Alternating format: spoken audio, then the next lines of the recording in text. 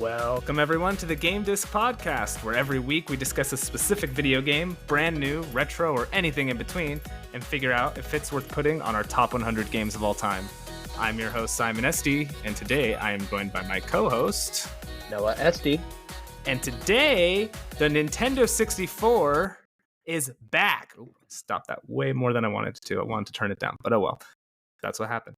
The Nintendo 64 is back, and Starfield made a lot of money. And then on our weekly game discussion, we talk about Silent Hill 2. Is this game perfect as is, or is Bloober's upcoming remake sorely needed? We will figure all that out. But first, Noah, how are you doing today? Not too bad. I mean, nothing really special has happened lately. Some big stuff happening next week, which we'll be talking about plenty on next week's episode, as we've dropped some hints. But other than that, no, nothing really too special. What about you, Simon? I'm doing great. My fiance comes home tomorrow after she's been gone for 6 weeks. I've been watching Andor and Jujutsu Kaisen, which are both just like absolutely fantastic. And then today, a couple of decent video games came out with Spider-Man 2 and Mario Wonder. So I got to play both of those. So yeah, I got like absolutely no complaints, and we're here. We're gonna talk about Silent Hill 2, and I'm ready to go. Yeah, I mean, well then let's go ahead and jump on into it, right? Yep. So the first piece of news, Analog is making a Nintendo 64 console. So if you don't know, are you aware of Analog at all? Yeah, I am, but I'll let you explain it because you know much more about them than I do. Yeah, so Analog has been around for a while now, and their whole kind of shtick is that they are making they're essentially emulating consoles using FPGAs. So their products are like I think just it's called like their first one was called like the NT, and it just straight up played Nintendo cartridges. But it's got all like the modern bells and whistles, so you can connect it to modern TVs. They also sometimes have like additional features, like their Game Boy Advance one or Game Boy one has like kind of like a suspend feature almost. So they do a lot of really cool things. These are primarily used for, like I said, to play cartridges. It's not like one of those like weird handhelds that are made in China that have a bunch of like ROMs downloaded on them. But they've done like Nintendo, Super Nintendo. I think they did a Genesis. They did the Game Boy one. That's the one I really want to get. And then they also announced the TurboGrafx one. But then they just announced their Nintendo 64 one. So it's just going to be a like modern Nintendo 64 console. They said it'll have Bluetooth. Sorry if you can hear that squeaking. That's my dog with a toy. Wow, they said it'll have sometimes. They said it'll have Bluetooth, but it's also going to have ports for original Nintendo 64 controllers. No release date or pricing. Probably going to be really expensive. Their Game Boy Advance one, I think, is like $300. Oh, maybe it's $200. But yeah, so I think this is really cool. I don't know if I'm gonna get this just because I don't have like I like the Nintendo 64, but if I were to like talk about my top 5 consoles, it wouldn't be there. I mean, I like GameCube, PS2, 360, Game Boy Advance. Like I like all those better. Nintendo 64, I feel like their games haven't aged as well as like Super Nintendo, but I mean, this is cool for people who do like that console. I know a lot of people really do like that console. Yeah. Well, I think it's also pretty cool. So like the Bluetooth, it can be used to connect like Bluetooth controllers, right? Yeah, and that was the other part of the announcement. They announced 8-Bit Do, I think it's called. I think it's 8-Bit Do because it's like a play on Nintendo, who makes a lot of really good controllers. They announced that they'll be partnering with them to make a like modern Nintendo 64 controller for children who have 2 hands instead of 3. Oh, that's cool. Yeah, Nice. I think that's a good idea. I mean, it only took almost 30 years, but I'm glad that that's being fixed by somebody. So, you know what I was thinking about the other day? So real quick, do you actually know why the Nintendo 64's controller is designed that way? I do, because you told me, so I'll let you tell everybody. Okay, so essentially, because like the N64 was one of like the first real 3D consoles, Nintendo didn't know how like good and like viable 3D games were, because this was something new that was never been done before. And so even though like every big AAA game is 3D now, at the time no games were 3D. And so because of that uncertainty, they designed the controller so it would be like, it has an analog stick, so if you want to play like a 3D game, you can do that. But if 3D games end up failing and like side scrollers and like games where you use the D-pad are going to be the standards, we're going to still include that. So that's why the N64 controller, if you hold it from left end to the right end, it's essentially just an SNES controller. Yeah. Because it was like, okay, if we just end up making this a more powerful version of the SNES, we still have that controller. But yeah, I just spoiled, unfortunately, as I just spoiled, 3D games, however, were kind of the future, and that's why people are like, huh, this controller's so weird. But back then, you didn't know what the future was going to be. Yep, they thought Mario 64 might be bad, but it wasn't. Mhm. It was generally pretty good. Yeah. But yeah, so I think that's cool, but no pricing or release date, so we'll have to get a little bit more information. But yeah, I hope they make like a GameCube one. But Oh yeah. Well, I feel like that's especially sorry if I interrupted you. oh no, I was just saying Uh I just want a GameCube one. I mean, I know that's like very far off. I'm sure they'll get to it eventually, but we're probably yeah. quite a few years from that. But I mean, I feel like GameCube is just such a beloved console. Like, just because I feel like, um, you were mentioning your top like 5 consoles of all time, and I believe your reasoning is like you grew up with the N64, but that wasn't like a console that you really started getting serious about gaming. Whereas other things like the GameCube and the PS2, those are consoles where a lot of people did kind of grow, like be like that midway point of like fun and like becoming a serious gamer. Well, So I don't even like I don't like that's kind of my reasoning, but even then I definitely still like that was I consider the 360 like a bigger kind of proponent of that. Like I did a little mhm, bit. Like I started playing, you know, like most Nintendo franchises on the GameCube and a mhm, couple of other things. Like I got Resident Evil 4 for the GameCube. So like I mhm, definitely explored a little bit during that generation. mhm. But it was more I feel like that generation was like games were kind of like figured out. Not figured out, but like the opposite, where they were still figuring things out. So they were still doing like the Yeah, so how's your day? Oh, it was great. And by great I kind of mean it was like really, really bad. yeah, yeah, it was yeah, uh, word, yeah. I meant the total opposite of what I said. Isn't that what Okay, like so yeah, yeah, this is the that's opposite day podcast. yeah, my lawyer defense. But Hey, I went to school for that. yeah. But anyway, what I was saying is I think because developers were still figuring that stuff out, they were like more experimental and they kind of like did cool things. Like that's you know the GameCube and PS2 is when we got Shadow of the Colossus and like Katamari Mhm. Damacy, and And even the on GameCube bouncer. we yeah yeah okay. And that's when I say things like they didn't know what they were doing. um, but no, like you know what I mean. Like we Yeah. like at this point, games are kind of not. I mean, obviously they're still good games, but a lot of them are kind of homogenized, and they were still experimenting, and that's why I think that generation is cool because even though they were still experimenting and doing cool stuff, for the most part, like the analog stick. Like people, they'd kind of at least figured out cameras, so Mhm. you don't have as much like jank. You've just kind of got creative, cool things. So, Yeah. um, And go ahead. yeah, and I think that game you mentioned Resident Evil 4, I think that really exemplifies that, because that's a game like every single controller now is it's the same layout. Like you Yeah. got the Well, two yeah. analog With sticks on the bottom, D-pad on the top left on the left side, 4 buttons on the right, and then you have like the triggers and the triggers and triggers and the bumpers.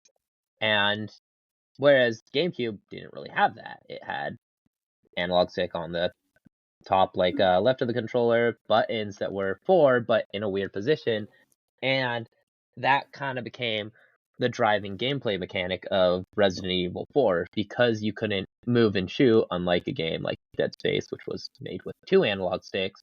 You had to stand in one spot and then aim and then shoot. And I think that really kind of cultivates like they knew what they were doing, but also still kind of experimental because Well, yeah, they I mean, created before such an Resident iconic Evil, game yeah, with before this. Resident Evil 4, there wasn't an over the shoulder perspective wasn't a thing. Not really. Like, you ever played I believe it was Siphon Filter? Yeah, I mean, Yeah. you don't even have to go back to just look at Resident Evil, 0 and 1. I mean, those Well, are I was thinking like Siphon Filter, that was a third person game, but it did not control well. yeah, I mean, because they just didn't. But No. I think that's a long enough tangent. We can get back Yeah. to the news. Of course. Pete Hines is leaving Bethesda. I don't have a segue or anything. That's just yeah. Oh, Hard, I bet I could do turn. something. I bet I could do something. You want to give it a shot? Yeah. So, yeah, the thing is, that's great. They're doing the N64 emulator, of course. N64 had a lot of great games, not really many buggy ones, unlike modern day games and modern day companies like Bethesda, which, speaking of Bethesda, Pete Hines is leaving Bethesda. Only correction I want to make is I'm pretty sure the Nintendo 64 had a lot of buggy games. Oh, just like a Bethesda game. There you go. Now it's good. Okay. Boy, do I got the news for you. Yeah. So yeah, Pete Hines is leaving Bethesda. He's kind of like number 2 after Todd Howard. Mm-hmm. Yes, dog. I know. I don't know why you have so much energy today. I don't really have a whole lot to say about this. It is a big deal. I think he's just retiring. I don't think it's known if he's going anywhere else. He probably will. He might just start his own studio. He may have just. My assumption is that he's wanted to do this for a while, but he at least wanted to ship Starfield, which he shipped Starfield. So, yeah. Now he's probably just ready to kind of move on to the next stage of his career. I mean, he's been there for years. I don't know. I don't think this is that weird. Good for him for kind of.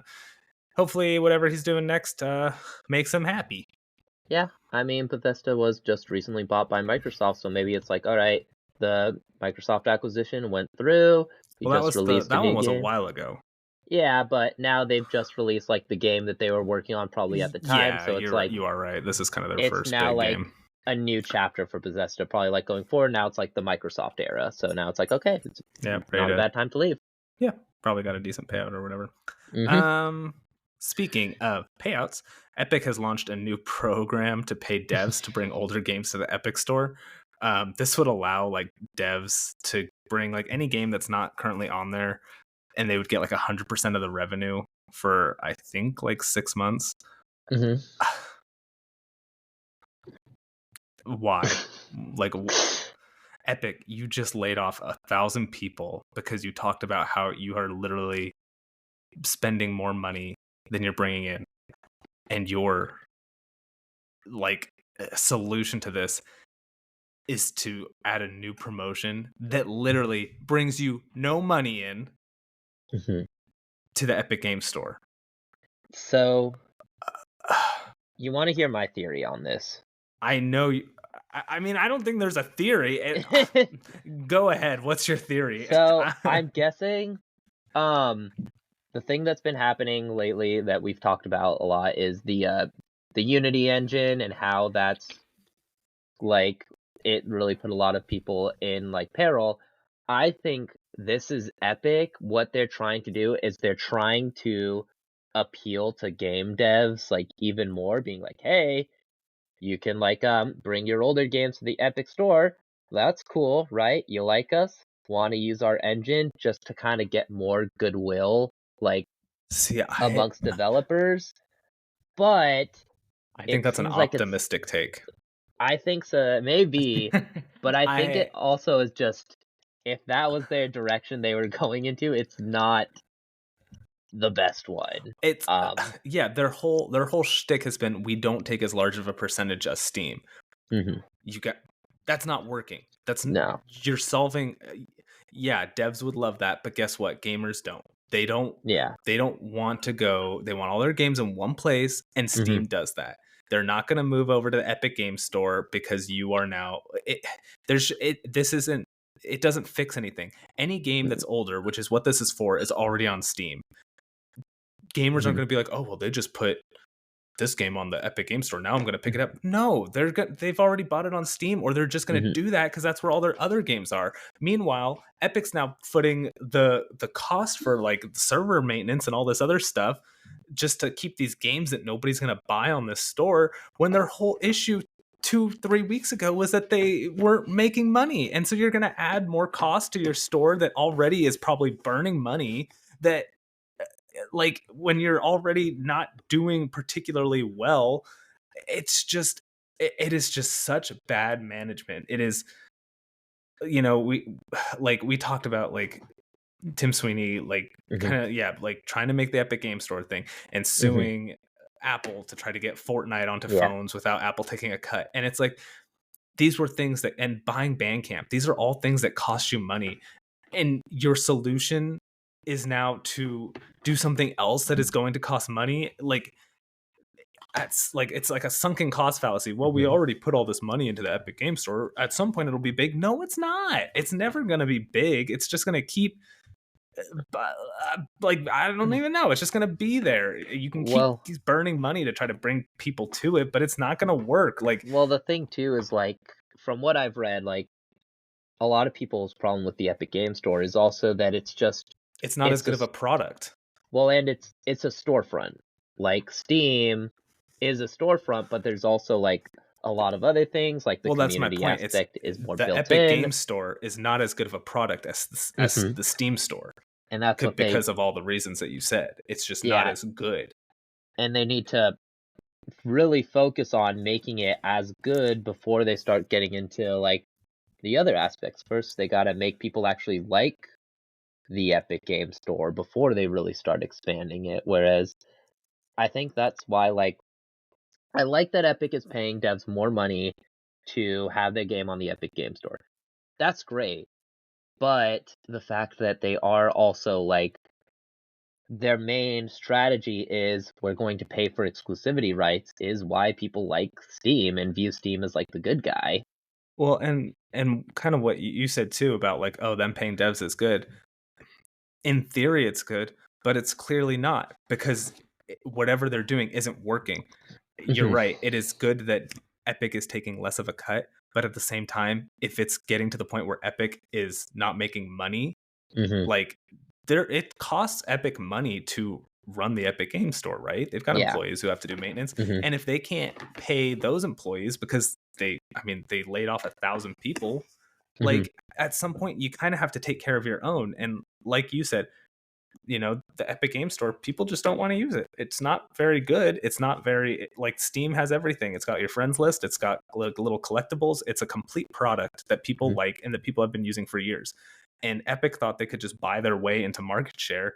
And now that it's not like, and it didn't work. And now they're Yeah. just, I don't even know what they're trying. Like, why did they think this will work? Yeah. It's just more bad mistakes. And it sucks because the people at the bottom are going to be the ones to pay for it.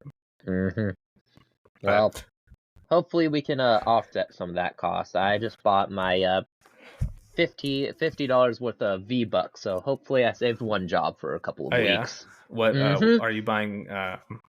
Who just got? Oh, all kinds of people got out of Fortnite. Michael Myers and Alan Wake in the same Yep, kit. I'm buying my Alan Wake. I'm Everybody's favorite slasher, Alan Yep. Wake. Mhm. Actually, Gonna technically, it's Alan Wake 2. Yeah, of Alan course, it's Wake a dies that'd at be the end cool of if the they first made one. Alan Wake. Well, he doesn't die at the end. He just goes into what we thought was a lake, but it's actually an ocean. He goes No, for a swim. He he goes for a dip. dies. He dies. That's why the second one's called Alan Wake 2. Oh, okay. I Yeah. mean, if I maybe you're that. I thought I was the Alan Wake lore master, but I guess you might be actually. So No, I've been doing that before bed. I just stay up for a couple of hours and just read. I just every a couple hours before I go to bed, I just watch the ending of Alan Wake. And I'm like, yeah, he's definitely dead. And then I play through, yeah, and then I play through Alan Wake American Nightmare. Yeah. All right. Um, uh, Uh, so, speaking of oh, you got a oh, good transition? uh, yeah, give me a sec. I'll think of Okay. one. Yeah. Speaking of Alan Wake dying, one company Uh, that's not dead is Xbox, because mhm. Starfield sold pretty well. In fact, Starfield sold very well despite being on Game Pass, as it was the top-selling game of September, followed by Mortal Kombat 1 at number 2 and EA Sports Football Club 24, which is not the 24th EA Football Club game. It is the 2024 version of the first EA Football Club. Thank you for elaborating. I really appreciate that. Which used to be FIFA 23. I mean, we mentioned earlier about Mario 64. Is that the 64th Mario game? Yes. Well, yes, in development it was. There's been like at that time there was like 56 Mario games that were not they were not released that Miyamoto saw, and he was like, "This is trash," and then he threw away and he deleted every record of it. But they had like hard coded 64 into the name, so it just stuck. Yeah, they had to keep it. They had to, and Miyamoto said, "This is good enough. I'll let this go outside." But anyway, those are the top selling games. A couple of other interesting tidbits. Starfield is the 7th best selling game of the year. Sorry, I got confused by my note. And something else I noticed. Oh, also these all come from Circana, who was knighted. Thank you, Circana. Yeah, he always does good stuff. Yeah. But one other thing I found interesting was that Final Fantasy 16 is the 10th best selling game this year. And I think Armored Core 6 was 12. Oh, good for them. So, I mean, yeah, these are games are selling well this year. There was a lot of kind of kerfuffle about is FF16 selling well. And I think that it is. Maybe it's not selling well as they would have hoped, but I think it's definitely selling well, and it was probably profitable, which is good because it was a really good game. Did a lot of things well. We really loved FF16. Yeah, I think we're like it was. Okay, I feel like I'm being gaslit about that game. Reviews came out. It has an 88 on Metacritic. It's got a pretty high score on Metacritic. It got a lot of 9s, and then people are like, "Oh, this game's trash. It didn't sell well. Game's bad." I'm like, okay, it has some flaws. In no world is it a bad video game. Unlike Starfield. I didn't say it. But I don't. But I mean, I guess I'm not going to disagree with you. I mean, I guess people have to like Starfield, right? Because that is the best-selling game this month, right? That's what we were saying. Starfield, even though it's on Game Pass, it's the best-selling game this month, right? It is the best-selling. You're right. You're not wrong about that. I don't know. I've said it before on the podcast. I couldn't get into Starfield. I played it for 8 hours. I never was having really fun playing it. Yeah. And every time I'd start to, the game would do something to make me not. And it's like, and maybe it has the opposite problem, whereas Final Fantasy 16 starts so good and then kind of loses steam throughout the middle. Maybe Starfield takes a long time, but I play by 8 hours into Final Fantasy 16, I was on board. I already really enjoyed all the characters. I was excited to see where this plot was going.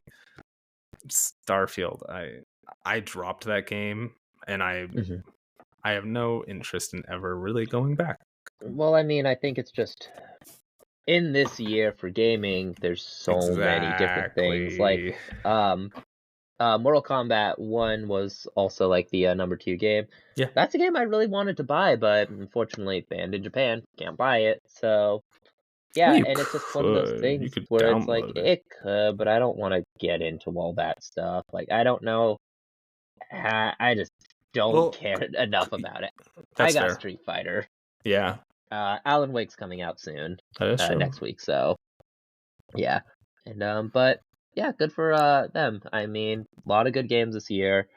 A lot of games selling well, and if a game's not grabbing you, just wait. Move on. Wait 2 or 3 weeks, and there'll be something else that will. Yes, seriously. Or I mean, in the case of this week, if Sonic didn't grab you, wait 4 days, and Spider-Man might grab you. And if Spider-Man didn't grab you, then Mario might grab you. And if neither of those did, then wait till next week, and Alan Wake might grab you. Oh God, it's just such an insane. This is such an insane year for gaming. It is, and 2024 doesn't look to be too different. But speaking of lots of games to play, Phil Spencer explained why Activision games aren't on Game Pass. So basically, he did a big interview with. Oh shoot! I wish I remember who it was, but I can't. I'm sorry. But he did an interview and he kind of just talked about the Activision merger now that it's officially done. And what a lot of people were expecting is that come the day of closing, there would be just a bunch of Activision games on Game Pass, because that's what happened with Bethesda. The day that deal closed, like Doom, all the classic Dooms and all kinds of stuff were added to Game Pass. But he basically said, nope, that's not happening, because truthfully, we weren't totally sure this deal was going to go through, which makes sense. You're not going to put a bunch of time and manpower into getting these things ready to Game Pass if then the deal was going to be called off anyway. So that makes sense.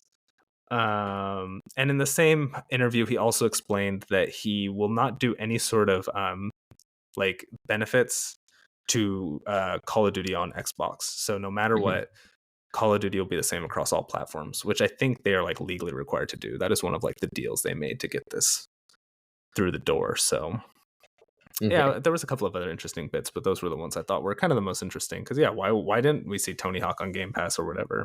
Well, we mentioned yesterday that like that would be such a power move. Play Spider-Man 2, the movie, the game on it, like the day before Spider-Man 2 comes out on PS5. Yeah, that would have been wild.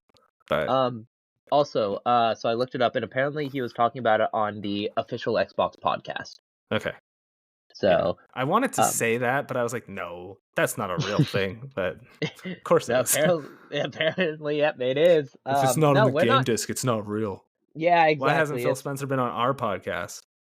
We should send him an email. Just be like, hey, Phil Spencer, would you want to come onto our podcast? Like, well, how many viewers you got? Can we mention friends and family as like listeners? No.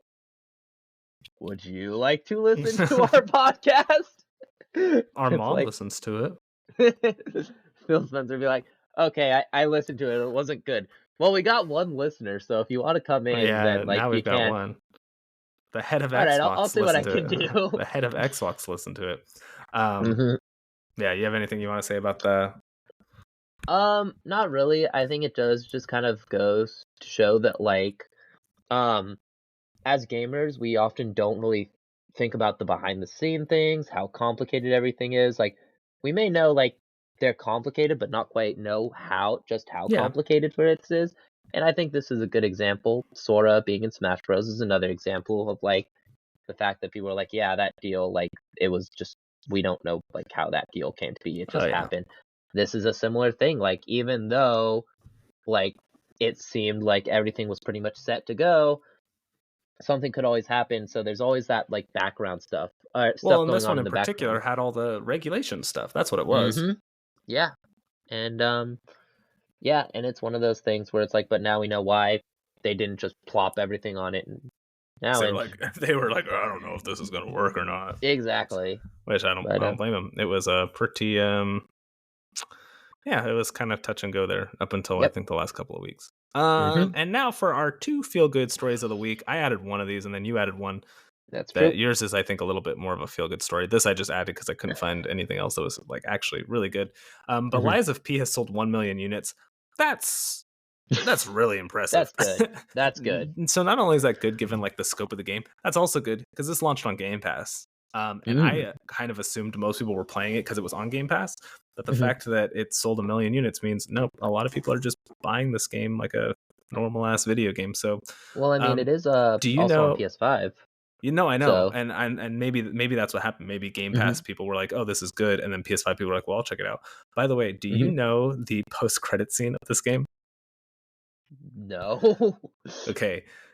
Should we spoil it for our listeners who are interested? So, tell you what. Because I want to tell you this really bad.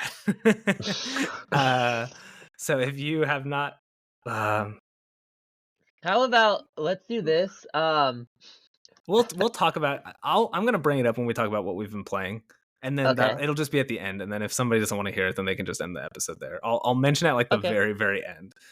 It's wild. It makes me want to play the game.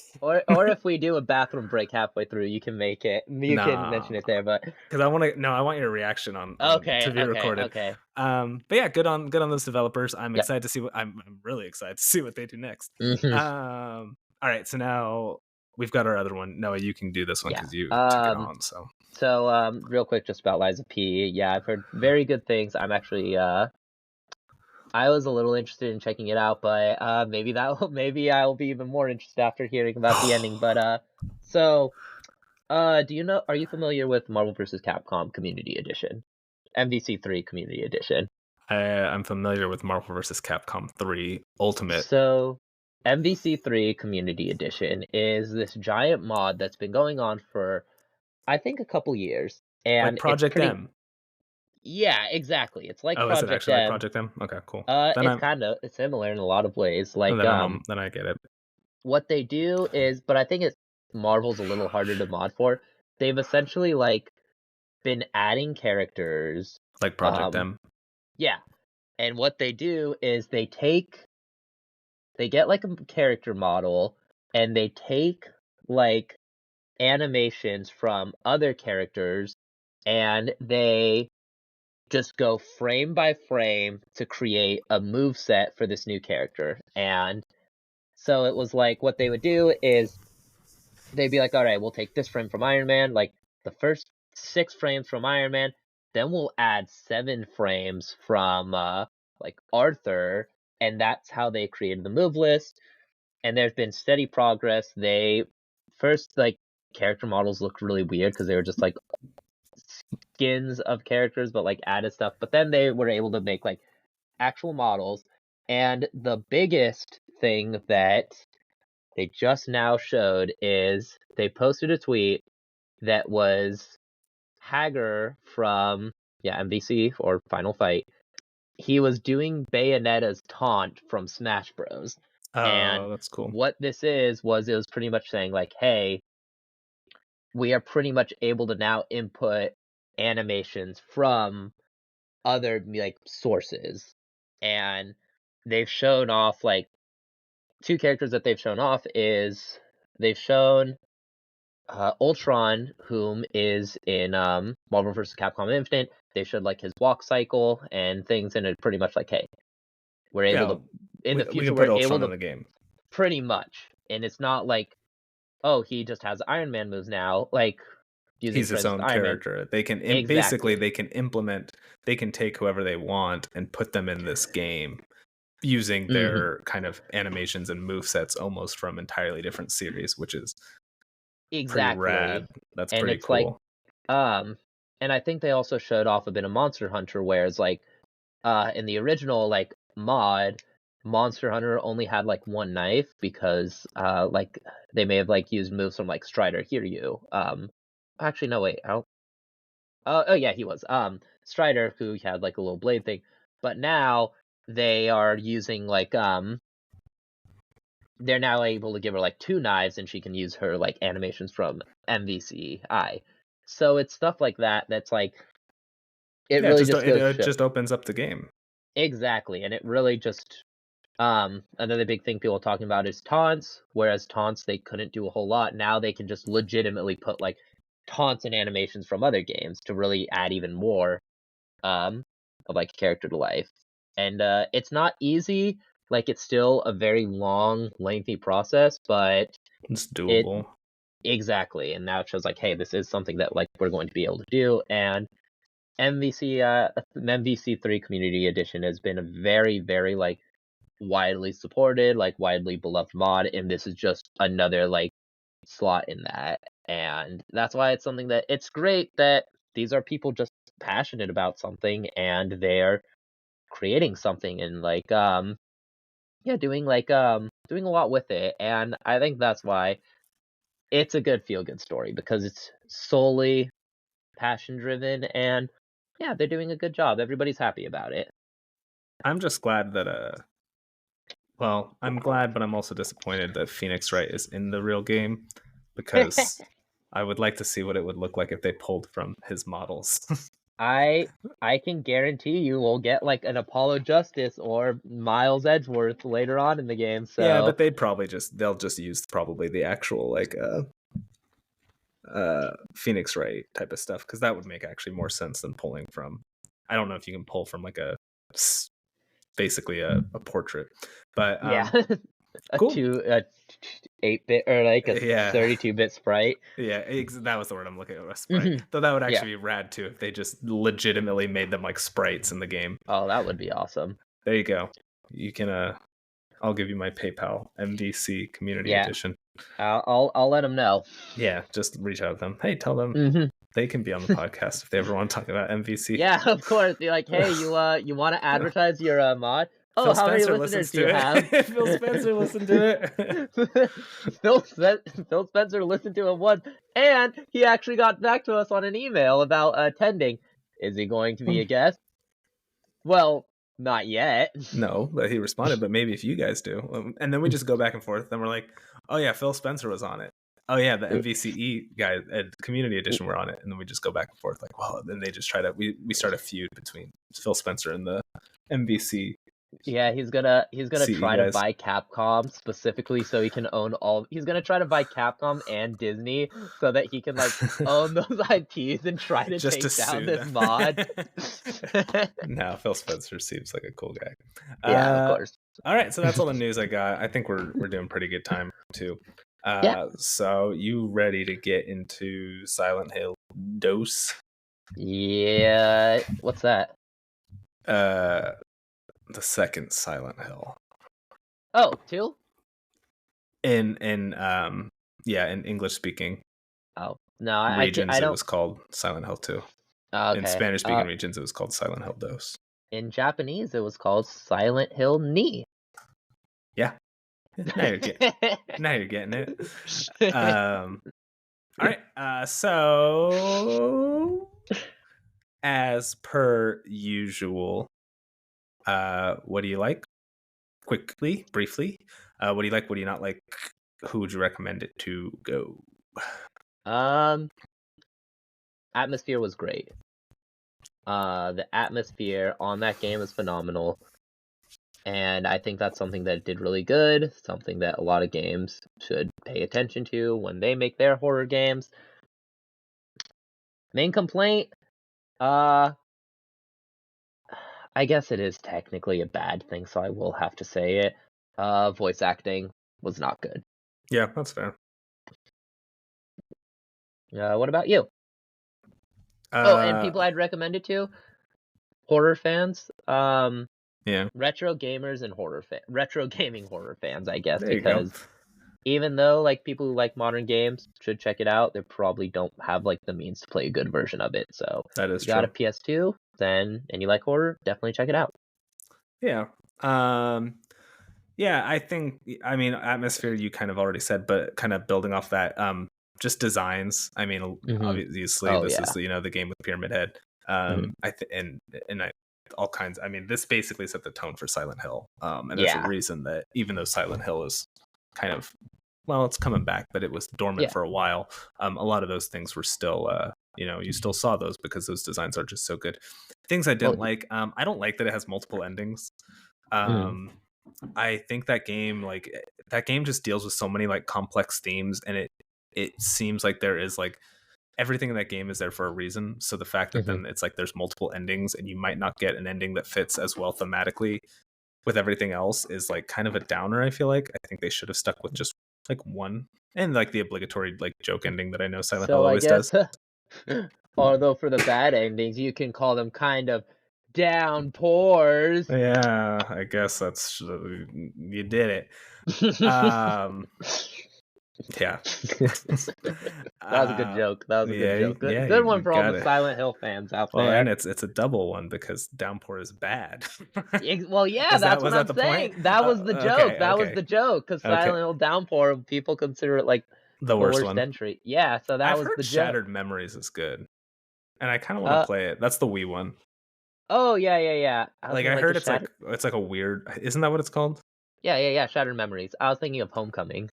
No, I've heard that one's like mid, not great, but yeah. But anyway, as for who I'd recommend it to, yeah, like, people who like horror games, I think it holds up reasonably well. Um, so we're gonna go now into full spoilers. If you haven't played Silent Hill 2 and you don't want to know anything about it, then yeah, we'll see you next week, which will be our Alan Wake episode. We've got that one all ready to go. So Yep. we'll see you next week. Bye. As for Bye. everybody else, yeah, I played this game for the first time like 2 years ago, probably. Yeah, about 2 years ago. hmm One thing I kind of want to mention is that it controls like pretty well. Like as soon as I Yeah. turned it on, I was expecting like classic RE type of controls, Yeah. and it doesn't. Like James, your character James moves pretty well, and that's why I kind of said, I could recommend this to most people because hmm it doesn't feel as like clunky as the old school Resident Evils, which is hmm kind of surprising because I feel like Resident Evil was definitely like seen as like the bigger game, but I think Yeah. this actually kind of plays better. hmm Um. Yeah, I think so. I think part of the reason why Resident Evil is kind of seen as like the bigger game is probably because um we're not comparing Resident Evil, we're comparing Resident Evil to Silent Hill 2. We're comparing Resident Evil to Silent Hill 1, Yeah. and that's probably why, because the main Resident Evil games that came out around the time of Silent Hill 2 was like um Would have been like Resident CV, Evil, right? yeah, like CV or Remake or Zero, the Outbreak games. So um it was like the last mainline entry was Resident Evil 3, which came out before Silent Hill 2 because that was like a PlayStation Hey, 1 game. CV's mainline.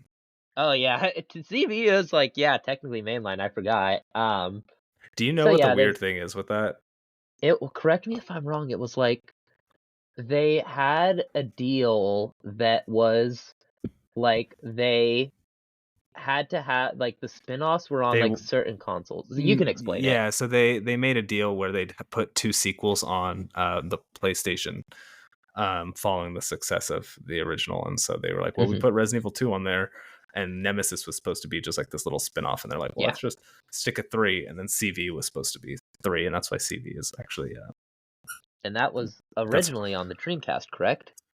yeah, it was. And then Oh, when the Dreamcast failed, it was ported to GameCube and PS2.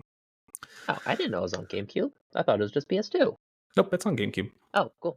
Yeah. Back to Silent Hill But though. yeah, this is the Silent Hill. We talked about Resident Evil last week. Yeah. Um yeah, yeah, I think it controls really well. And you kind of alluded to the design. hmm The world design is really good. Like as soon Yeah. as you turn it on, it's just like it just feels off. Like and you're just in like a hmm restroom. Like it just feels grimy and gross. And then you go into the Yeah. city or the Well, town. and then that's like you outside of the restroom is, yeah, like the little like highway thing, like where it is with your car next to it, and yeah, and it's kind of like this melancholic feeling. Well, and I think the worst part about it is we've all been there. hmm Like that I've been to that exact like restroom, just like a rest like on the highway, like you said, in the hmm middle of nowhere. We've all been there and we've all seen that. So it just is like the game kind of like just and that's what the game is so good at. It just gets into your skin.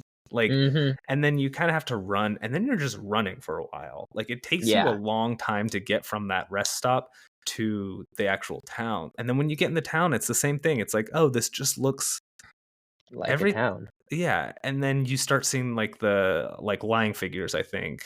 Those are like the first enemies you run across. The little like sludge guys, and Yeah, you and take your like a wooden board, and then you beat it. yeah.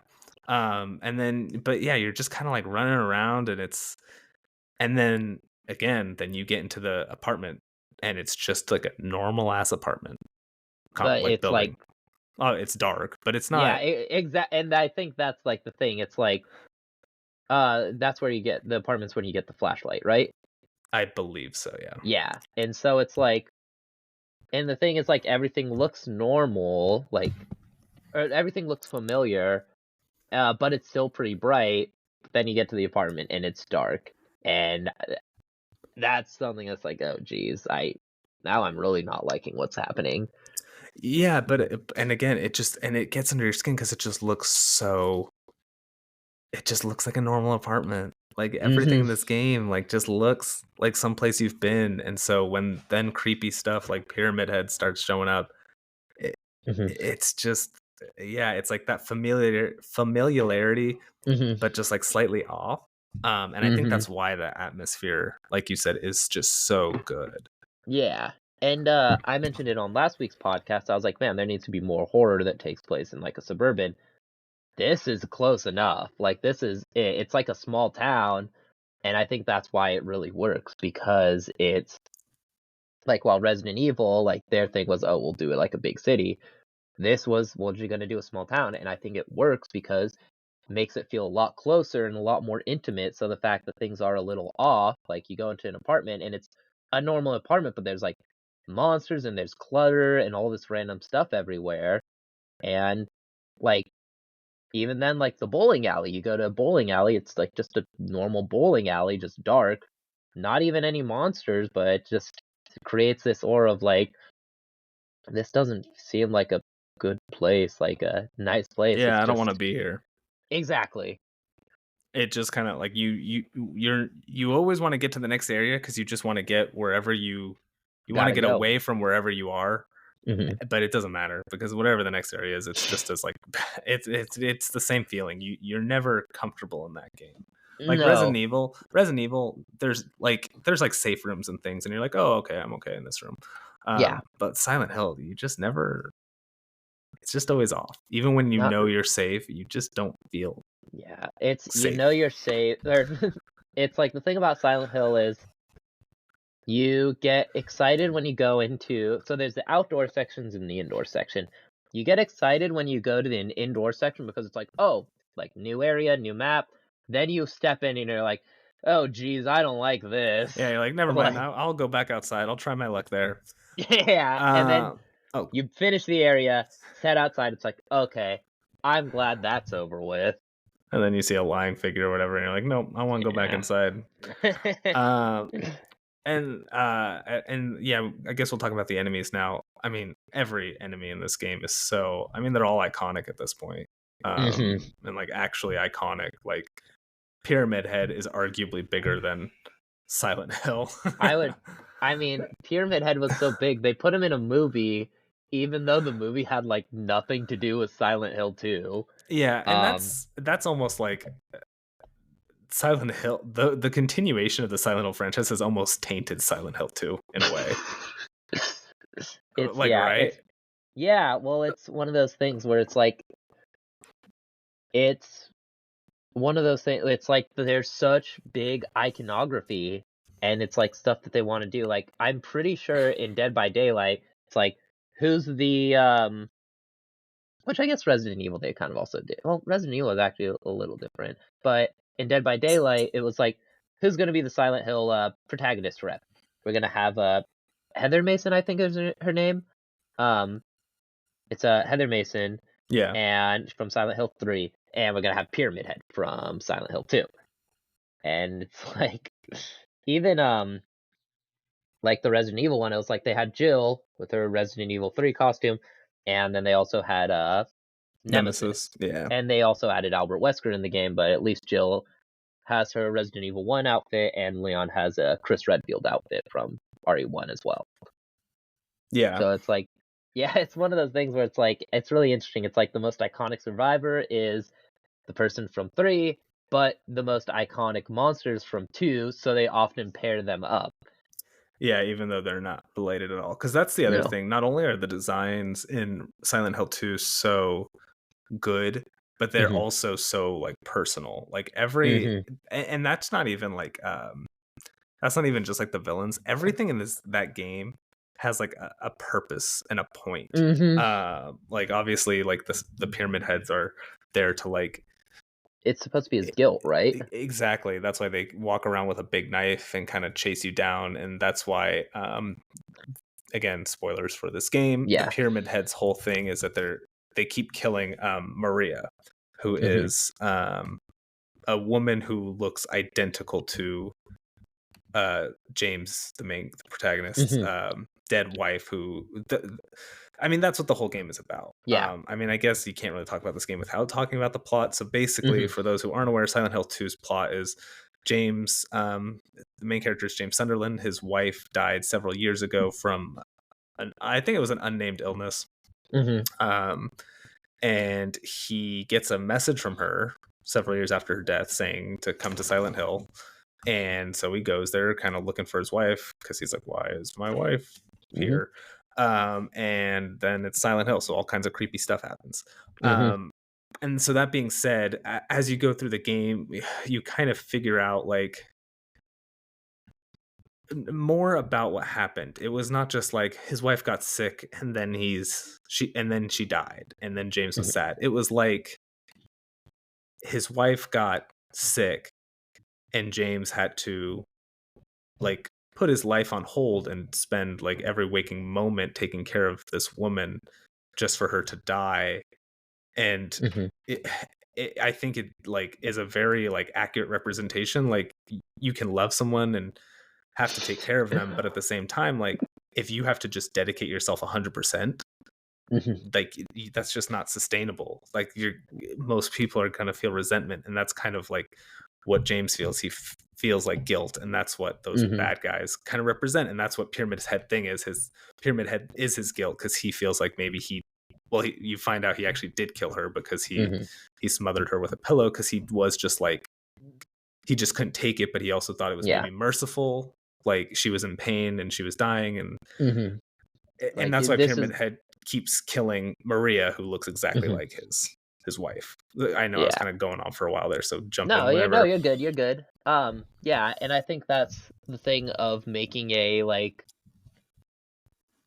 kinda goes back to how relatable a lot and personal a lot of the things are. Like, I don't think many of us have killed a loved one before, but the fact Not in of a something while. like when, I mean, I will go on the record to say I've never killed anybody. What about you, Simon? I don't want to Simon? say that on. Simon! I'm not gonna say that on the record, but I'm not gonna say it on the record, but I'll say something off the I'll record. say it off the record when we're done. Maybe we'll see. Oh man. Um, but anyway, so however, that is like a familiar feeling where it's like when somebody's going through a rough or a difficult time, and that's really starts affecting like you, then it's like how much more of this can I take? Yeah, Like something kind of familiar, something like like yeah, like you're dating somebody and then they're like something bad happens to them and it's like, "Oh, I want to be there for them because I love them." But there's just become so difficult that it's like I don't know if I can like, keep doing this. yeah. Like I'm sorry and I love you, but there's a point where it's like I'm not happy with my life, and I think that this is an interesting to make a story about something like that.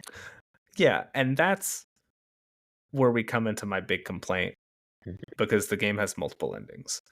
Yeah. And you've got such this like personal story that I think is, very relatable because like Mhm. you were saying, like the worst part about that feeling of like caring about somebody and like having their burdens become your burdens to the point where you can't Mhm. take it anymore is then you feel guilty because Yeah. you're like, oh, I should be able to handle this because I love this person, and Mhm. and it's easy to say, oh, well, they would be able to do this for me. How come I Yeah. can't do this? So then when the game is like gives you different like outcomes, it Mhm. kind of just is like it almost ruins it because it's like, oh Mhm. well, I wish they had like they clearly had a story they wanted to tell, and I Mhm. wish they saw it through. And when they Yeah. put multiple endings, it almost feels like they couldn't figure out the right way to wrap it up. And good Mhm. or bad, I would have rather had like a definitive experience as opposed Mhm. to, well, if you look at the water ending and if you look at the Maria ending and if you look Yeah. at the dog ending, like, Well, the dog ending is the canon one, right? yeah, dog and UFO. Yeah, okay, that's what I For thought. those who don't It know, there's five or six endings in the game. Two Mhm. of them are joke endings. One Mhm. of them you can only get on New Game Plus. Um, I think I got the like. I don't remember which ending I got. I do you remember what happened in your ending or I no? think it's the one when he drove off with her, with Maria. Oh, oh, oh, like where they both commit suicide. No. Oh, because I know there's like, correct me if I'm wrong. I know one of the endings is like he pretty much denies what happens, so he leaves with her, and then like he like that Maria then ends up getting sick, and it That's the pretty much like one. becomes cyclical. I'm pretty sure one of them he like commits suicide with her, or maybe one of them is just he commits suicide. Yeah, so And I'm looking at the Wikipedia page. So there's okay, 6 endings. I was right. There's uh-huh. dog and UFO. Mhm. Dog and UFO are the joke endings. Dog Yeah, is where James discovers that a dog has been controlling all the events of the game. yeah. UFO is when James is abducted by aliens with the help of the first game's protagonist, Harry Mason. And then the 4 main endings, there's Leave, where James has one last meeting with Mary, reads her letter, and leaves the town with Laura, who Mhm, Laura is, I think, the little girl. mhm. Yeah, teenage runaway who was like Yep. abused by her father. Mhm, And her whole shtick is like flames because she mhm, wanted, I think, to kill herself because she killed her dad after she was mhm, abused. In Water seems James commits suicide by driving into Lake Toluca with Mary's body in the car. The mhm, Maria ending sees Mary as a woman on the rooftop who has not forgiven James for killing her. After her defeat, James dismisses her as a hallucination and leaves the town with an alive Maria who briefly coughs, suggesting she'll become sick just as Mary did in the cycle will compete. Yeah, I think that's the ending I got. The other okay. 3 are only available in replay games, including Rebirth, in which James plans to resurrect Mary using arcane objects collected throughout the game. Oh, that's badass. Um, but So of those, and that's the thing, of yeah, those, none of those are like there's I no good ending. yeah, I think the ending I got, the Maria one, I think makes the most sense because you could say, Mhm, oh, well, the cycle's going to continue. But also, it gives James a chance to maybe do over, and this time maybe he can mhm. handle it. But I mean, it Yeah, could be that he can't, for all we know, maybe in 3 years, he'll get a message from Maria saying to go to Silent Hill, and then he'll meet happen again. Martha, and Yeah, whatever. and But yeah, and that's maybe the other thing too, and maybe this is I mean, maybe I'm too optimistic of a person. I wish the game did have like an optimistic ending, like James just learns to like forgive himself or whatever, because so much of mhm, the game is just about guilt. And like, yeah, like I said, all of the enemies, even like the bubble nurses, those are all about James's like fear of being in the hospital with mhm. his wife when she's dying. And so Yeah. Well, and also like I know like the mannequins are meant to represent his lust. Like yeah, every enemy has a reasoning. exactly. Yeah. Yeah. And there's just, and that's, and kind of like what I alluded to, everything is, I wish that there was just like a definitive ending, mostly about, yeah, like, I mean, I guess when you kill your wife, that's not something you Yeah, can that's really, what I was gonna say. It's but like, I mean, on the one hand, it's nice when something good happens, but not everything needs a good ending, especially one where the guy did kill his wife. So it's like yeah, no, I always forget that he maybe did actually kill his wife. And I'm like, well, yeah, actually, so maybe I'm not. maybe that is something where it's like the best he can do is yeah, just take care of somebody else and be like, okay, like I can't like abandon this person. I have to Yeah, like it gives him a let chance this to make person. it right, kind of. Yeah. Yeah. Um Um, and oh, go ahead. but yeah, so is there anything else you want to talk about like the story or the monsters or No, cuz I think we've kind of covered the something story of the something monsters. you briefly brought up was Laura and how her thing. Let's talk about some of the other survivors in the game. Yeah, so Um there's Laura, who, like I said, is like a teenage girl who was abused by her father, and then she ended up killing him. There was mhm. Eddie, who was a younger kid, I think, um, Was who he the one he, who was bullied? yeah, he was bullied, and So then he he was like killed a his, teenager, kind of. yeah, and then he killed his bully, Mhm. and then those are the only 2 I remember, Yeah. And but I feel like there was another one.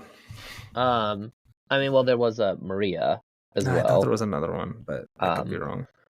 but um yeah, and I remember yeah, Eddie like his thing was yeah, he was bullied and his monsters are supposed to represent the bully and he and yeah, he talked about like whenever he talks about the monsters he's like yeah, like killing them feels good. which I think it is also kind of interesting, like how the game delves into separate like aspects of like murder and guilt. Like Laura, she was a victim, and so like her dad, yeah, her dad's death was like resulted in more of her like safety. Eddie's was more vengeance. James was more like anger, and so it was like it's interesting how it's like people are responsible for others' deaths, but they all have like different reasonings, and they're all very human and realistic reasonings instead of like more like dramatic, if that makes sense. Yeah. And also I'm scrolling through the Wikipedia Hmm. page because I had it up when I was looking at the endings. Yep. I'm wrong. Laura was the really little girl who was like 8. Hmm. Angela was the teenager who I was thinking of, Oh, okay. who was the one who was abused by her dad.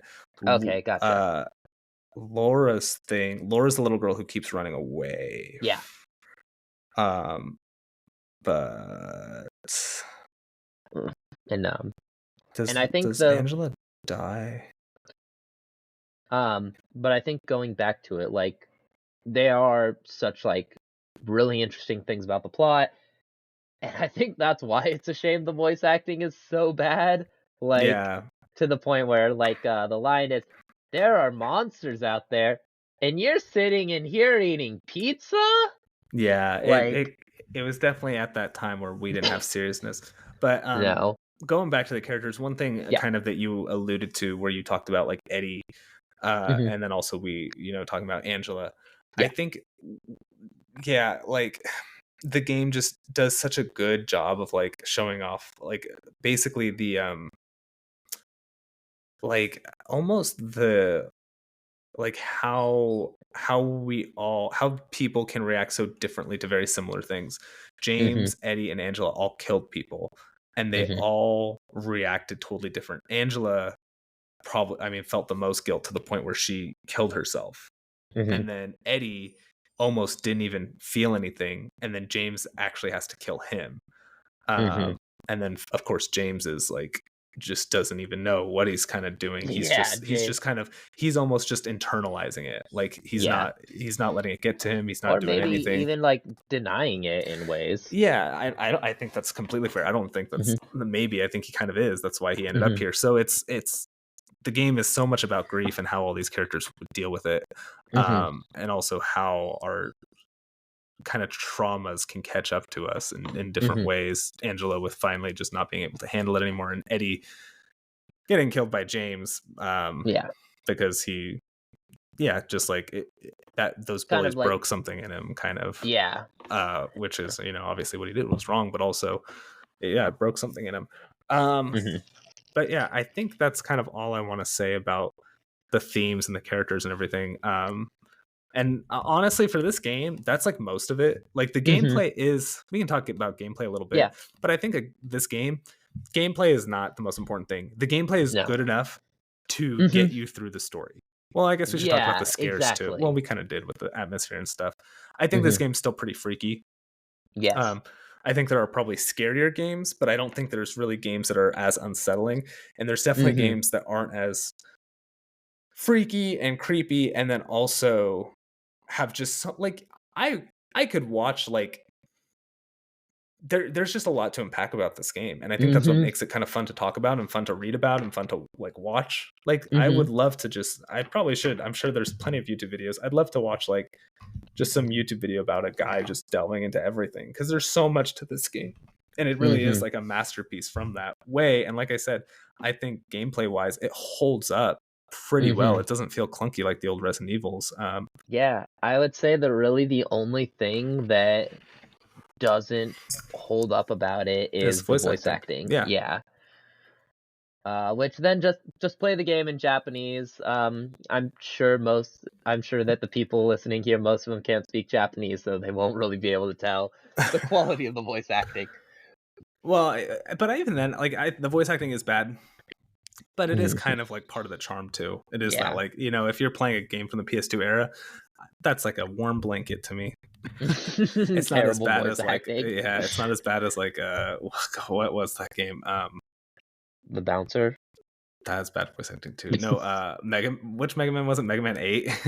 Uh, I think it was Dr. 7. Wily. Oh wait, oh no, that was 4. That was X4. No. The X4? No, because Wily was the bad guy, and it was Dr. the Light. It was Mega Man 8, I'm pretty sure. wait, what was it? Because Oh, what was Mega Man 7? You know which one I'm because talking about, right? Where Dr. Light had like a huge lisp? Like Dr. I know Wily. I was thinking so. Mega Man X4 has the Oh, the iconic. zero. What What am am I I? Yeah, fighting the what am I fighting for? for? What am I fighting for? No, Mega The Man icon. 8. Mega Man 8 has Dr. Light, who has like a mad lisp. And so he's like Dr. Wily. It's like Mega Oh. Man, you have to stop Dr. Wily. You don't So remember that at all? no, I don't. Hold on. Oh man. And even I think Guilty Gear also had some too, like although that was also like a PS1 game, but I guess Silent Hill 2 was also like early PS2. But regardless though, yeah, voice acting was at a very specific time in the game's life, in gaming's life. So, I'll listen to the Mega Man thing Can you hear it? after the podcast. I I don't. can't. Okay. I'll listen to it after the podcast. Okay. No, that's fine. I thought maybe it would go through my speakers and the mic would pick it Yeah. up. It's fine. But yeah. So, but I think though is something. It's like, who would we recommend the game for? Some people who maybe don't play a lot of games. They might not get that charm as much, but I doubt those people own a PS2. Yeah, and even if they're definitely not going to drop $100 on a PS2 and then drop $200 on this game, but No. somebody might emulate it or whatever. Yeah. Okay, I don't think there's really anything else I want to say about this game. What about you? Not really. No. Nothing else I can really think of. Okay, cool. Then what are you thinking? Does it make it on the list? Yeah, I think so. Yeah. What are you thinking number-wise? I'm thinking top 50. I was thinking maybe like 60. I was thinking more 60. Okay. I was thinking like originally like 90s, but then the more Oh we no, talked I think about it's it, better than 90s. oh, I agree. The more we talked about it, and just how like much thought was put into like the story, the monster Yeah, we designs, could everything. I was like, spend another hour just talking about all yeah. like So the themes and maybe stuff. like you were thinking 50s, right? Yeah. So I was thinking like 60. Should we maybe put it around like a high 50 then? Yeah, I was thinking kind of splitting the difference, like 56. Yeah, 56. That sounds good. Okay, cool. Cool. All right. So yeah, and in case anybody's wondering, how do we decide where the game is placed on the list? We really don't have a mathematical like formula. It is 100% based on feeling. Whatever number I get, like, I don't know about you. I'm just gonna start saying it. I'm gonna give super specific numbers. I'm gonna say I feel instead of being because I feel like I'm kind of wishy-washy about it because I want to know what you think. I'm about just to start saying 53.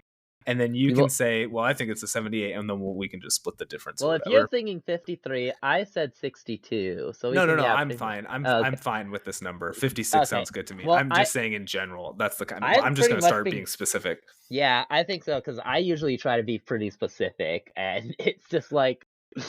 No, I'm wishy-washy about it because I'm kind of the opinion like, oh, when we start filling this out more, like at some point we'll have to like.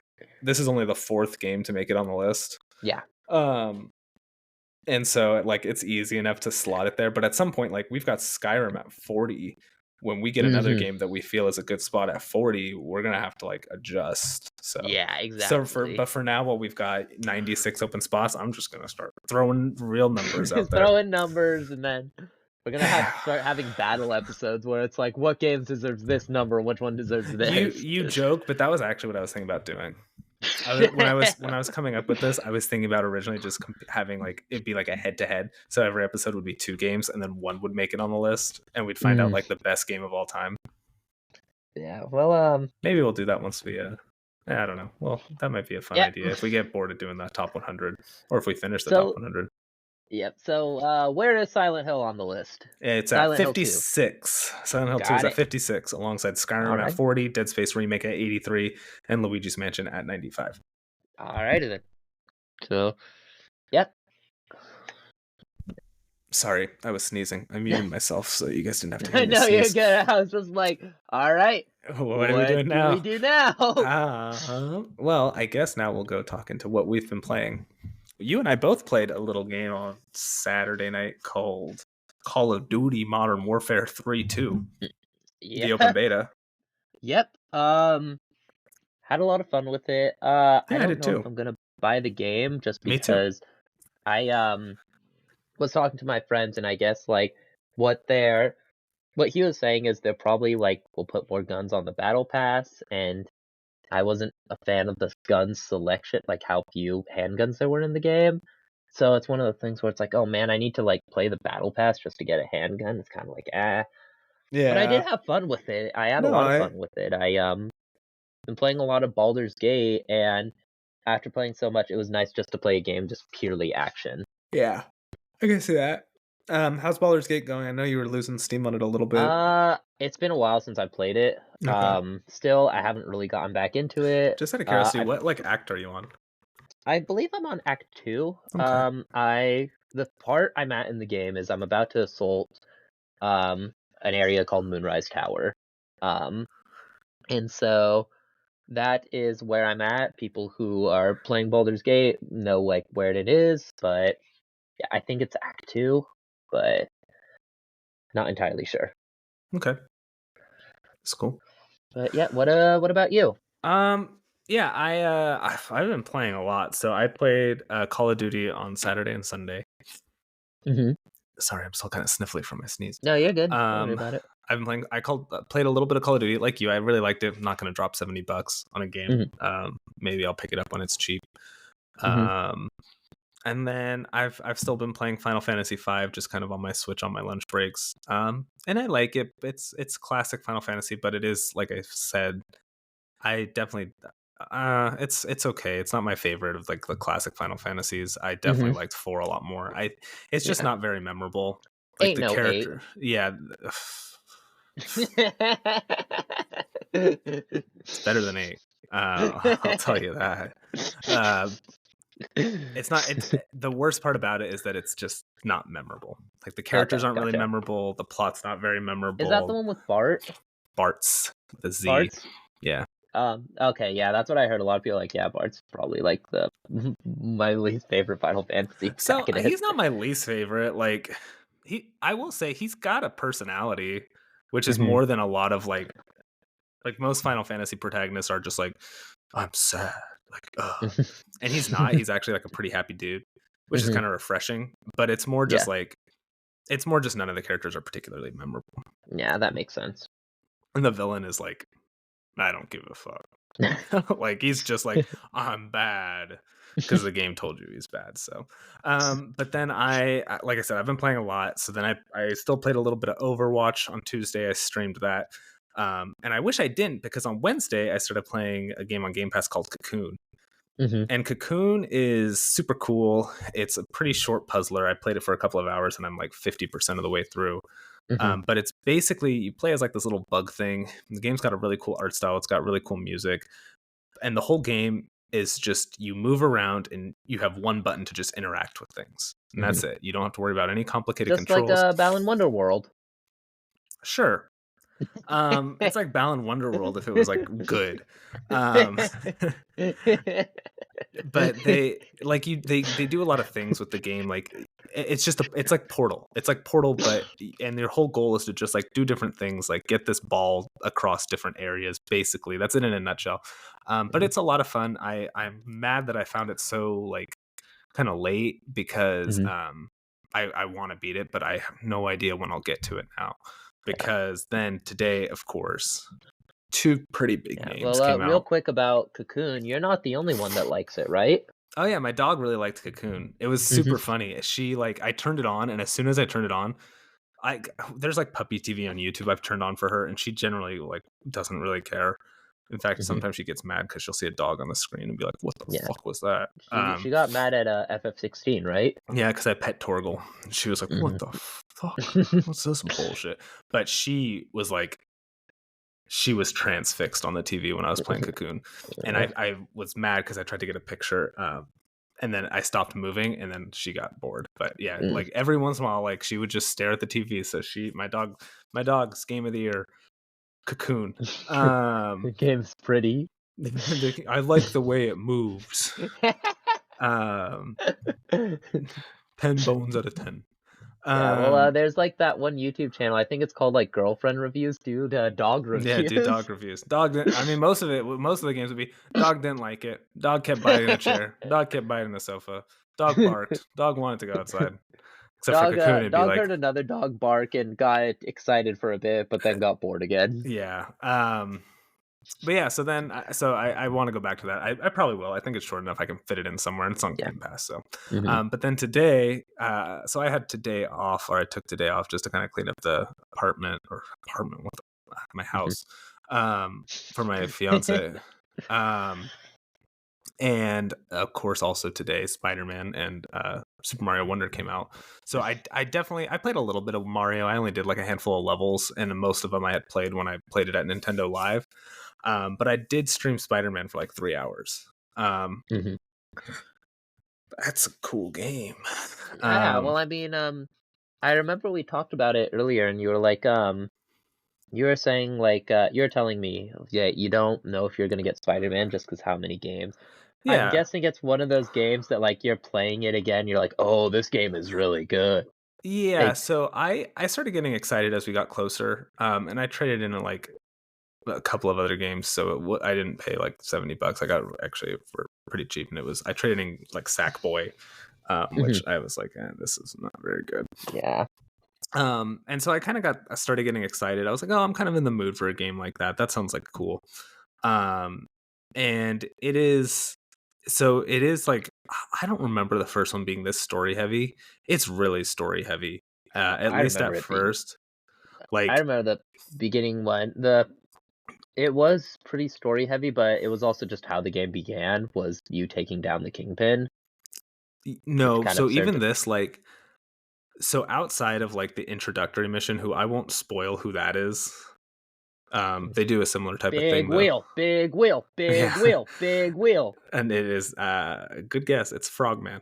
Or Stiltman. It's Stiltman. Oh, is it really? No, it's not. Oh, okay. That I would was have been gonna be too like, good. oh, that's awesome. No, it's a good villain. Okay. But it's even outside of that, like even once so like I said, I played for about 3 hours. I've done a lot of like side quests in that time, but I've definitely kind of passed like the tutorial phase of the game. There's still just like a lot of cutscenes, like even Hmm. like during the mission, and part of it makes sense. The game so far has done a really good job of like Peter Parker is not the main character, Miles is not the main character. They both are. Like this is like Oh, straight up both of their game. In a oh, that's way, I was cool. kind of expecting it to be like just Peter's game. Nope, Hmm. this is just like it is legitimately both their games. Um, Yeah, like and I did a mission as Peter where I like met up with like MJ and all this mhm. stuff, and then I beat that mission, and then the next mission it's like you have to play as Miles, and he met up with his uncle. Like it is just Well, it is their game. something too that I don't think you've gone this far yet, but I believe this is the first time anybody's done the symbiote story arc with Miles. So like because there's been a lot of Spider-Man adaptations. Pretty much all of them have Like included the with Peter and Miles, or with just like yeah, Miles yeah, has like interacted. Miles is interacting with Peter during the symbiote Oh yeah, story. because Miles has his own like Venom arc. I don't know if you knew that.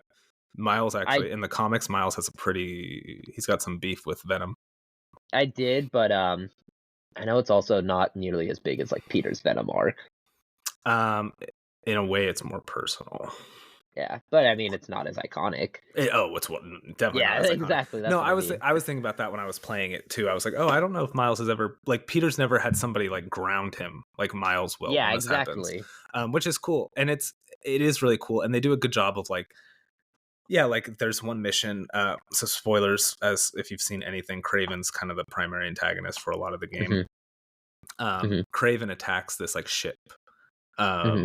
and like you start the mission as Peter, and you fight some guys, and then he starts Craven fires these hooks into the ship, and Peter's like, I'm gonna get these out, Miles, you go in there. So then Miles jumps in, and then you play as Miles for a bit, and then at the Oh, end you that's kind of cool. go back to playing as Peter. And so it is very much like, yeah, it is, this is a Spider-Man game. It is both of their Hmm. games. And it's good. I really like both of those characters. I prefer Peter Hmm. just because that's my Who you Spider-Man. grew up But with. Yeah. yeah, but I really like Miles. Hmm. And so I like that they're pulling from, Miles and Spider-Man 1 to kind of continue both their stories. And I'm glad that Miles doesn't get the shaft. And um, I think that, yeah, it brings a good balance to the game. And it's really cool that they, a lot of people like Marvel is like very dead set on setting like Peter as like forever like a kid almost. Like they don't want him to get Hmm. married and grow up. This game does a good job of like having its cake and eating it too. Like Miles is going off to college. He's still in high school. That's like his story. And then Hmm. Peter's is more of the adult things, trying to pay a mortgage and all that stuff. So Yeah. they really, Miles is a good thing to happen to Spider-Man. Like Yeah.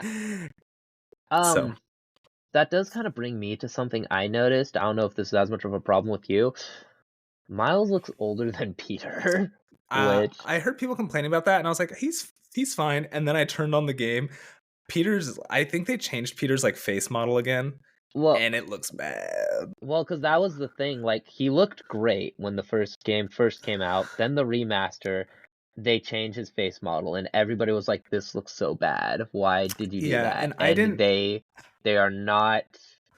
They're going to keep that face model Well, going but it forward. looks worse. I Yeah. didn't totally mind it when they did it in Miles in the remaster. Hmm. I definitely preferred the original one. It looks worse in this one, Yeah. which is a It's, shame. yeah, I know But yeah, people Miles modded is in the PC version. People like modded the him back. original, Yeah, just because it looked perfect. it I don't it know why they. was, and this is like, yeah, and it sucks. Like like in the very first cutscene, they're standing next to each other with like they're in like their civilian clothes, Yeah. and Miles is just straight up taller than Peter, which is Yeah. fine. Like, Yeah. Nothing but wrong like with at the that. same time, like He just looks he older, looks like, right? yeah, Peter just looks like a dorky kid, and Miles looks like A he doesn't look like a superhero. man, but he looks like he looks older. And they do Yeah. make a joke at one point. A villain calls like, "I'll get the little spider," and Miles is like, "You better not be talking about me. I have half an inch on him." Um, so it's yeah, it's a good game. I agree though. Every time I see him, but a lot of the face models in that game kind of look weird. Miles is actually Mm. the best one. Like even like I you mean, know he is a star of the game. Makes sense he'd have like a really good one. yeah, but even like yeah, Peter looks bad. Mary Jane looks a little bit better than the first one, but still off. So again, it's kind of some spoilers for characters that show up that probably aren't really spoilers if you played the first one. Hmm. Harry and Norman Osborn are in this. Both of them look kind of Um, weird. I believe both of them were also in a trailer. Okay. As Um, long as Insomniac put it out in a trailer, it's okay to talk about. I mean, it is kind of, but yeah, Yeah. they both look kind of weird. I think a lot of the facial models look weird. Yeah. But whatever. Anyway, game's really good. And like I said, I played a little bit of Mario. Really liked Mario too. Mm. Nice. Um, it's just Mario. It's just like, yeah, it's just fun. Like it is, like the new Super Mario games almost feel like they were like shit out by a machine. Like this is how Mario plays. This is like somebody was like, I but like what how if eloquently you put that. You've been like very professional this entire podcast, oh, even when comparing Cocoon to Balan Wonderland. Your response was sure, and you just eloquently stated Nintendo's been shitting out Mario games. I mean, you know me. Whenever I hear new Super Mario Bros, I just can't keep my composure. I just lose it. Yeah, you apparently can't keep your bowels in working order either. No, nope. But yeah, games like it's just fun. Like it is. It's like somebody played Super Mario World and was like, "What if we just made a sequel to this?" And they're like, "We did." And they're like, "No. What if we made an actual sequel to this?" Like, oh Well, god. correct me if I'm wrong, but it's kind of like Legend of Zelda: A Link Between Worlds is kind of like a sequel to Link to the Past, right? Yeah, it feels like that. Like it feels way more like that. But it's also just like, but what if we added like personality and fun? So Hmm. every level has like a wonder seed, Hmm. which just does wild stuff. Hmm. So it's always fun to see, and each one's different. Like I read an interview and they specifically said each one is different. So the one on the second level, I won't say what it is. It's not even like a gameplay change. It's just like I was literally like laughing because I was like, this is just so like Ridiculous. it's not even ridiculous. It's just like what are they smoking at Nintendo headquarters that they thought to do this? And it was just yeah, it was just like the people who made this game, they loved making this game. You can Yeah. tell. Um, Okay. I know you were like a little like, oh, I don't know if I really want to play a 2D Mario. When you come home for Christmas, I'm just gonna have you play the second level, and I think you'll be like, okay, I'm sold. Pretty good. It's great. It's a lot of fun. I'm really looking Well, forward to playing more I'm of it. excited for it now. I'm very excited for I, it. I can tell you offline what it is, but Uh, I think I'll probably wait just because okay, it seems like. yeah. But Go ahead. there is something you did want to tell I me, did. Okay, correct? so I'm gonna spoil Liza P right now. So if you, like I said, if you don't want to know the post-credit scene of Liza P, get out of here now. I mean, like I said, we're doing Alan Wake next episode. You can get out of here. Bye. So I don't know exactly like what, but the post-credit scene is they go to like the organization in charge of like watching Pinocchio or whatever Yeah. goes over to one of their other test subjects, and it's fucking Dorothy from The Wizard of Oz. So they're making this weird like Dark Souls type universe of just like Classic, like, literary what's the characters. word, like public Not domain like characters like Dorothy and Pinocchio and probably well. Sherlock Holmes. Oh, that would be cool. But Wizard of Oz as a Soulsborne, that sounds really cool, actually. Right, like Yeah, that actually that's sounds why. really cool. Yeah, and it's I'm like, oh, that's actually cool. Like, and yeah, Sherlock Holmes as a That Soulsborne would would be also be cool. rad. Like if that's what they want their shtick to be, cool. Like go for it. That's awesome. So Did did you know for the Nintendo DS there was an anime RPG for or like a JRPG for Wizard of Oz? I mean it Wizard of Oz is just the classic JRPG party. You've got Tin Man as the healer. The tank? You've got I thought Tin Man would be like the tank, no, I right? think the lion would be the tank But he because was he's all like scared of cowardly. What would everything. he? I was thinking he'd be the healer because he would. Hmm. Or What am maybe I- no, Dorothy would probably be the healer because she's like gathers everybody up. Like, come on, we gotta go Yeah. Okay. So save Dorothy is the the healer. wizard. The lion would be. Probably like Lion would probably be like um I could see Scarecrow's him being DPS. yeah, DPS definitely. So I guess I could see the Lion being like a mage. That's what I was thinking, like a black mage Yeah, and then obviously in Tin Man, of course, he's tank. tank. Okay. Yeah, okay. Yeah. No. So yeah, Okay. the iconic party from The Wizard of Oz. Yeah. Yeah. Yeah, I could see it. I mean, there was Mhm. a RPG with Abraham Yeah. Lincoln on the DS. So, Hmm. Yeah. cool. Well, I think that wraps it up. Unless there's anything else you want to talk about. Nope. Uh, I believe that's it. cool. Want to plug anything before we get out? Yes, I did actually. So this one is very specific compared to the things I As usually opposed to all plug. the other ones, which are Yeah, so yeah. universal. So this one, I watched a video recently. It was pretty much about this TV show in the Netherlands. It was about they had a game show where like a couple people who needed a kidney, they were competing Oh, that's for fucked this woman's up. kidney. And so the video, it is created by That's Joel awful. Engelman, and the video is titled "How the Most Unethical TV Show Was Born." Okay. Highly, highly recommend it. It is like I can't tell you, like I want to tell you something about the video, but I can't. And it's one of those things. It's a good video. It's something that I feel like no, it just kind of shows how good, like how cool like YouTube is, because it's something that I feel like, I guess this TV show is like an iconic pop like culture like thing for the Netherlands that I just never heard about before. So I definitely Yeah, which recommend is so checking this weird video because out. you're so tuned into the Netherlands pop culture Yeah, scene. well, I mean, it's Finland's close to the Netherlands. I love Remedy games. I That is like Poets true. of the Fall. So I mean, yeah, I'm kind of close to that area. Okay. The like the non-Western fancy part of Europe, like outside of Germany. There's Eastern Europe, Western Europe, and Fun Europe. Like Oh. Eastern Europe is like all the Slavic countries. Western Europe's like France, Germany, England, and then there's Fun Europe, which is like Switzerland, Netherlands, Finland, all those. I like Fun Europe. Okay, I think most people do. Yeah. Oh, But yeah, so I definitely recommend checking that out once again. how long is it?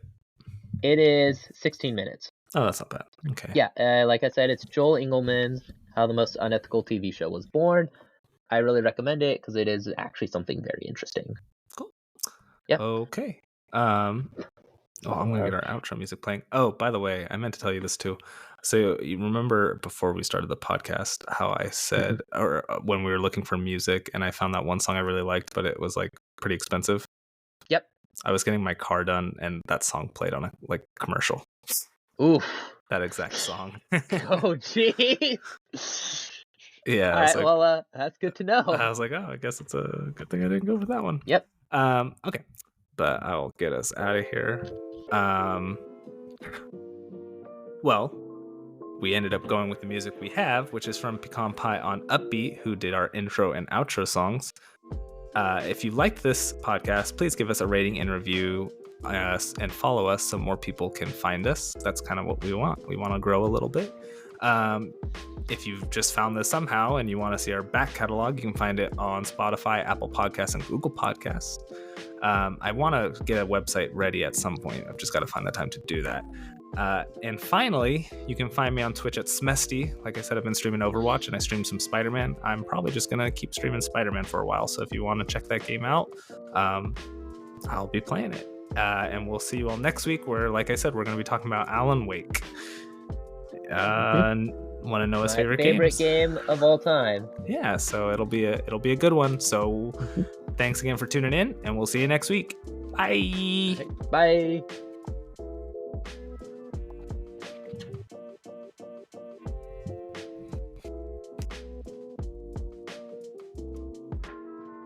I like our outro better than our intro. Yeah, yeah, it's I mean, I do like the intro a lot just because it is such a good thing. This part is going to not be like posted, right? No, it is. I'm stopping it now. Oh man, what a good prank! That was a good one. Bye. That's a good one.